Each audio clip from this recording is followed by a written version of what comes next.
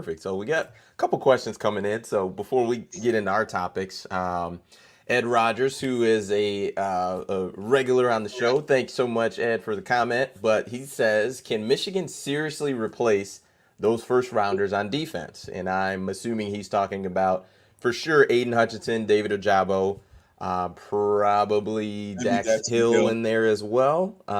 He could slide in the first round. Say it again. He can. I'm sorry. He can possibly. Dax Hill can probably slide into the first round. I Let's believe. let's for sake of discussion, let's call him a first rounder. I think he'll be close, but French. let's It'll be call him French. let's call him a first rounder. So, do you think, Dre? I'll kick it to you first. Do you think Michigan can replace those guys on defense?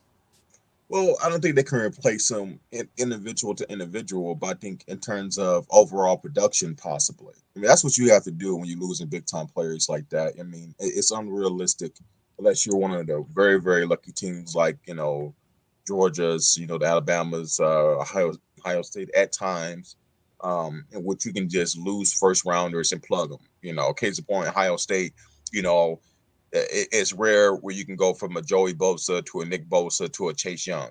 That's just a very, very rare. You don't see Crazy. that. It's crazy, but it's just you don't see that very often, right? You go from I'm gonna say this out of order.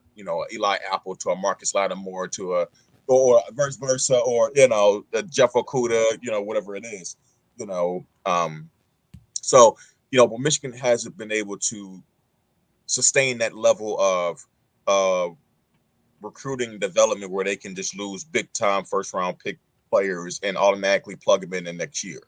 But what they can do is make sure that uh, they have good overall production as a committee, right? So you may not be able to have the two-man monster and David Ojabo and Aiden Hutchinson, but with Mike Morris and the rest of those guys, you can have overall good production where you still find ways to get pressure and force turnovers and just have guys step up.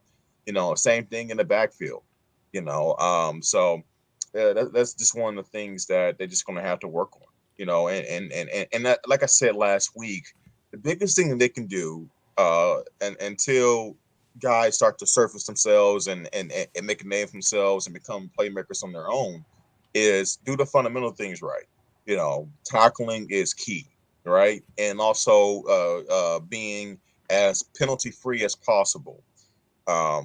Just being like you said, as we talk about all the time, playing smart football, understanding your assignments. Those are the little things you can do when you don't have quote unquote game breakers on your defense. So, and I don't think they can do it individual to individual, but I think they can do it by committee. Okay, Mark, what are your thoughts? I think one thing that you could possibly benefit from long term would be it looks like right now between Taylor Upshaw, Braiden McGregor, and then also with their backups, Jalen Harrell and Mike Morris, you've got it looks like they're going to play at least start out with like four guys, two at each end spot, and the non-conference schedule's light.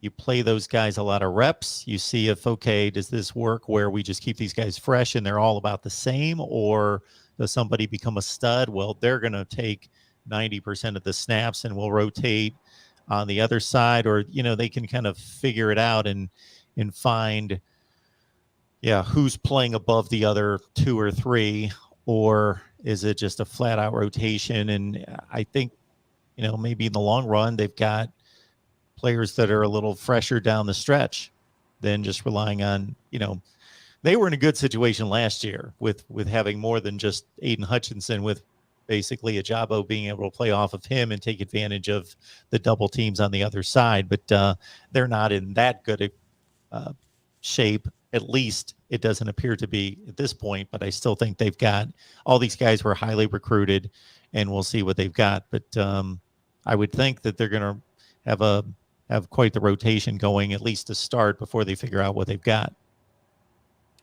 Yeah, and I think it's to me, can they replace those first rounders? It's always hard to replace the type of impact and just the type of players that you saw, especially with the guys on the D line, with Aiden and Ojabo.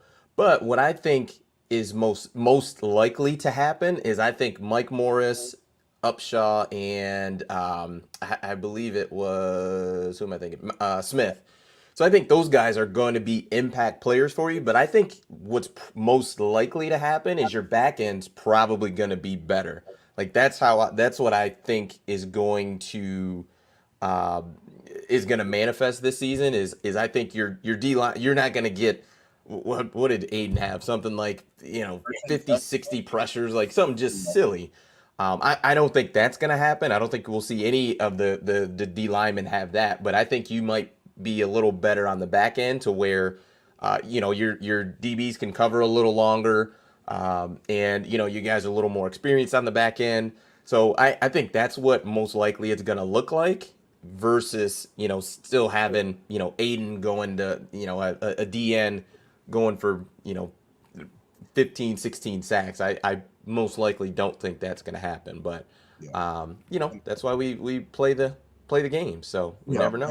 and Antoine, is I think it's in lockstep with me. It's all about, you don't have to worry about initially, having, um, you know, game breakers. Just, they don't always have to make plays for you to be a successful defense, right? It's about everybody doing their jobs, playing sound football, assignment sound football, fundamental football, and you can survive and be solid, right? And as we've already said, as we've been consistent with this, the strength of this team is going to be their offense, at least preliminarily speaking. We think like this offense is going to be really good this year, no matter who's at quarterback. They just have so many weapons, and you would think another year together with the experience they had last year, they should be even more efficient this year, and maybe even more explosive. So, for this Michigan team to be successful, all they can just have a solid defense, um, and a really good offense. They're going to win a lot of football games this fall, especially with the strength of their schedule. So, I don't worry about that.